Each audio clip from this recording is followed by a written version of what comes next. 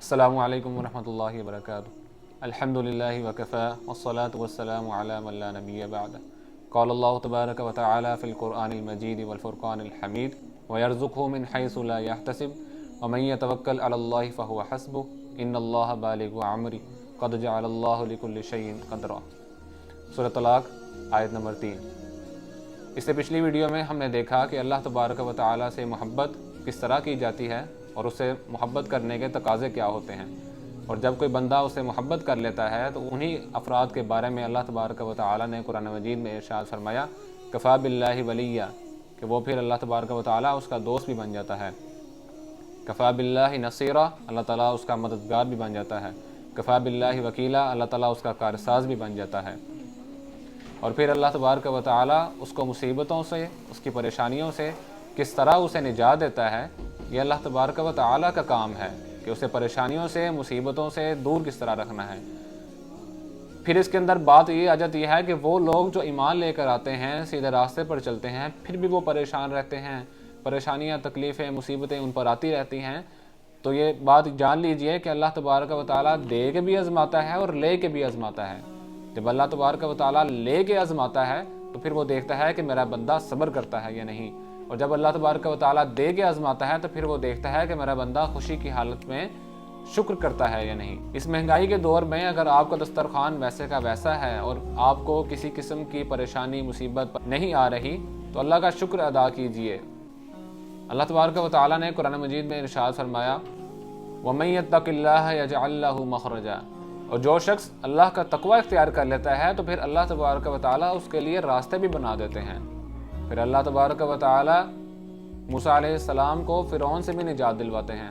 پھر اللہ تبارک و تعالیٰ حضرت ابوبکر صدیق رضی اللہ تعالیٰ عنہ جب یہ کہہ رہے تھے غار کے اندر کہ اب تو ہم پکڑے جائیں گے، لیکن آپ صلی اللہ علیہ وسلم نے ان کو کیا فرمایا؟ لا تحزن ان اللہ معنا، کہ بے شک اللہ ہمارے ساتھ ہے، ہمیں کوئی تکلیف نہیں پہنچے گی انشاءاللہ۔ اور پھر وہ مقام کہ جب آپ صلی اللہ علیہ وسلم طائف کے مقام پر گئے، طائف کی وادی میں گئے، اور وہاں پر جا کر جو ان کے ساتھ سلوک کیا گیا، پھر اس پر پریشانی، مصیبت، تکلیف، بڑی پریشانی آئی اس وقت، لیکن اللہ تبارک و تعالیٰ نے ان کا بدلہ کیا دیا کہ ابھی وہ مدینہ میں گئے ہی نہیں کہ اس سے پہلے ہی 6 آدمی وہاں پر مسلمان ہو گئے۔ پھر اللہ تبارک و تعالیٰ اس طرح راستے نکالا کرتے ہیں۔ پھر اللہ تبارک و تعالیٰ آپ کو کافی ہو جاتے ہیں، کارساز ہو جاتے ہیں، آپ کے دوست بن جاتے ہیں۔ لیکن تقویٰ کس چیز کا نام ہے؟ نبی کریم صلی اللہ علیہ وسلم نے 3 مرتبہ اپنے دل کی طرف اشارہ کر کے فرمایا التقویٰ ہا ہنا، التقویٰ ہا ہنا، التقویٰ ہا ہنا، کہ تقویٰ دل کا نام ہے، تقویٰ یہاں پر ہوا کرتا ہے۔ آپ ظاہری طور پر اپنا لباس بدل لیں، اپنی وضع قطع مسلمانوں والی کر لیں، داڑھی لمبی کر لیں، شلوار ٹخنوں سے اوپر کر لیں، لیکن اگر آپ کے دل میں تقویٰ نہیں ہے تو آپ کی تنہائیاں بھی پاک نہیں ہیں۔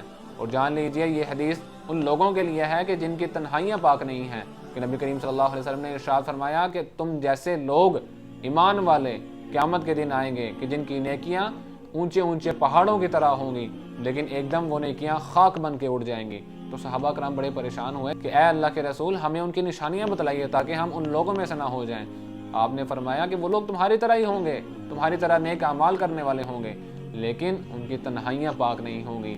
یہ جب سے social media, internet, mobile phones بچوں کے ہاتھوں میں، آپ کے ہاتھوں میں، بڑا چھوٹا جوان ہر کسی کے ہاتھ میں آ گیا ہے، ہر کسی کو اپنی تنہائی کی فکر کرنی چاہیے۔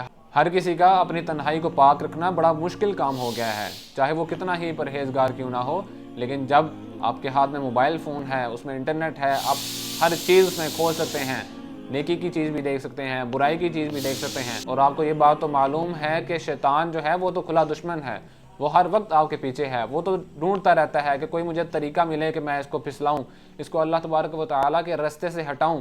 جتنا مرضی نیک، پرہیزگار، متقی بندہ ہے، اس کی تنہائی کو پاک رکھنا بڑا ہی مشکل کام ہو گیا ہے۔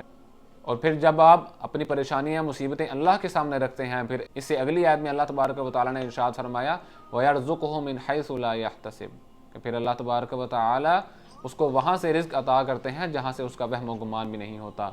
اس سے اگلے مقام پر اللہ تبارک و تعالیٰ نے ارشاد فرمایا وَمَن يَتَوَكَّلْ عَلَى اللَّهِ فَهُوَ حَسْبُهُ، کہ اللہ تبارک و تعالیٰ نے آپ کو رزق بھی دے دیا جہاں سے آپ کا وہم و گمان بھی نہیں ہے۔ وَمَن يَتَوَكَّلْ عَلَى اللَّهِ فَهُوَ حَسْبُهُ، اور جو پھر اللہ پر بھروسہ کرتا ہے، اللہ پر توکل کرتا ہے، فَهُوَ حَسْبُهُ، تو اللہ اس کو کافی ہو جاتا ہے۔ ایک دفعہ اللہ پر بھروسہ کر کے تو دیکھیے کہ اللہ تبارک و تعالیٰ آپ کو کس طرح کافی ہو جاتے ہیں۔ آپ کو جتنی بھی بڑی مصیبت آ جائے آپ نے صبر کرنا ہے، کتنی ہی بڑی خوشی کیوں نہ آ جائے آپ نے شکر ادا کرنا ہے۔ انسان کو ہمیشہ میانہ روی کے ساتھ چلنا چاہیے۔ اس بات کو بیٹھ کے سوچا کریں، اس بات کا احساس اپنے دل میں لایا کریں کہ جب اللہ ہمارے ساتھ ہے تو پھر ہمیں کسی کی کیا ضرورت۔ ان اللہ مع الصابرین، اللہ تعالیٰ تو صبر کرنے والوں کے ساتھ ہے۔ پھر یہ رزق کی تنگی، مہنگائی کے رونے دھونے، حکمرانوں کی آپس میں لڑائیاں، پریشانیاں، مصیبتیں، ملک کے حالات، یہ ہو گیا وہ ہو گیا، پھر یہ انسان رونا دھونا نہیں کرتا۔ اپنے آپ کو صرف اور صرف دین کے اوپر قائم رکھیے، سیدھا راستے کے اوپر چلتے جائیے۔ یہ دنیا کی عارضی زندگی ہے، یہ ایک نہ ایک دن ختم ہو جانی ہے۔ کوئی بھی انسان جو اس کا رزق لکھا ہوا ہے اس کو حاصل کیے بنا یہاں سے نہیں گیا۔ جتنا رزق آپ کے حصے میں لکھا ہے، آپ کی زندگی میں لکھا ہے، وہ آپ کو مل کر ہی رہنا ہے۔ تو لہٰذا ان پریشانیوں سے اپنے آپ کو دور رکھیے، اللہ کے نزدیک ہو جائیے، اللہ کو اپنا کارساز بنائیے، اللہ کو اپنا دوست بنائیے، اللہ پر توکل اور بھروسہ کیجیے۔ اللہ تعالیٰ سے دعا ہے کہ اللہ تعالیٰ ہمیں دین کو سمجھنے اور دین کے مطابق اپنی زندگیوں کو بنانے سنوارنے کی توفیق عطا فرمائے۔ وآخر دعوانا ان الحمد للہ رب العالمین۔